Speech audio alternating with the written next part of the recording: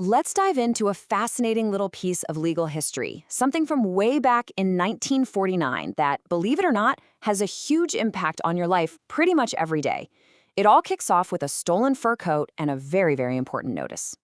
So picture this. You check into a hotel, you're all set for your trip. You head out for a bit, come back, and something valuable is missing from your room. Your first thought is probably, well, the hotel has to pay for this, right? You might be surprised. The answer to that question is way more complicated than you think, and it all goes back to this one case from over 70 years ago. All right, so let's set the scene.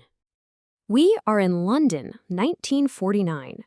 The war has been over for a few years, the city is still rebuilding, and people are finally starting to get back to some sense of normalcy.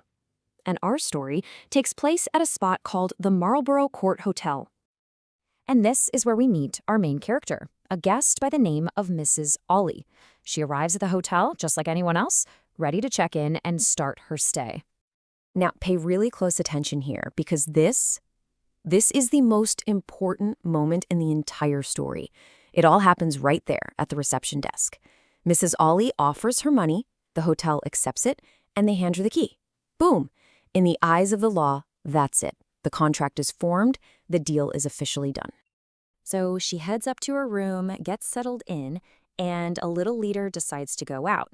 And, as you did back then, she leaves her room key at the front desk so they can look after it. But when she gets back, disaster. Someone's been in her room and her expensive fur coat is gone. As you can imagine, she is not happy and she goes straight to the hotel management, expecting them to make it right. Ah, but the hotel. They think they have an ace up their sleeve. They just point to a little notice hanging on the back of the door inside her room. It says, plain as day, that the hotel is not responsible for anything lost or stolen, so case closed, right? Well, not so fast. And this is where the story shifts from just being about a simple theft to a huge legal showdown over one single question. When is a deal actually a deal? The entire legal argument, the whole thing, it boils down to timing. Think about it. The deal, the contract, was made downstairs at the reception desk. But this new rule, this "we're not responsible" notice, she only saw that later when she was upstairs inside the room. You starting to see the problem here? That's really what this is all about. It's like if you agree to buy a used car for a certain price, you shake hands, and only then does the seller say, "Oh, by the way, the tires are extra." That wouldn't fly, would it? Of course not. And this is the exact same idea. So how did the court handle this? Let's get into the verdict and this really powerful legal idea that it created. Okay, first, a little bit of legal jargon, but it's super simple. That sign on the back of the hotel room door, lawyers call that an exclusion clause. Honestly, just think of it as a get-out-of-jail-free card.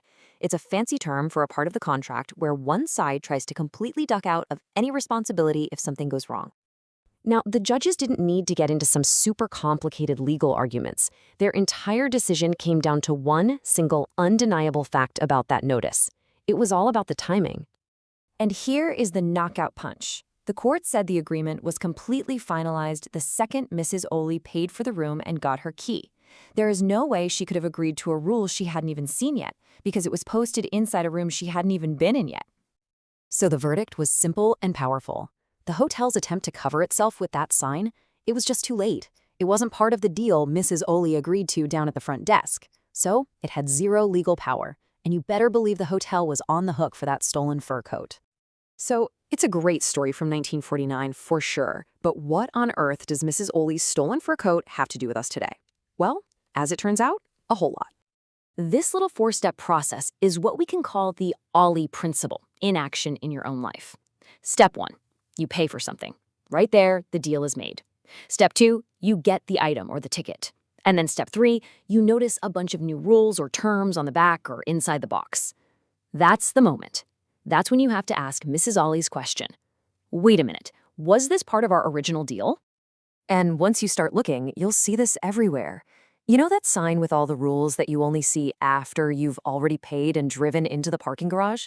Or the tiny fine print on the back of a concert ticket you already bought online? Or all those warranty details hidden inside a product box you can't open till you get home? Yep, those are all the modern-day versions of that notice on the hotel room door. So the big takeaway here is to always, always be aware of when you are being shown the rules of the game. Thanks to a stolen fur coat back in 1949, you now have a really powerful question to keep in your back pocket. The next time you see that wall of fine print after you've already paid your money, just ask yourself, was that notice a little too late?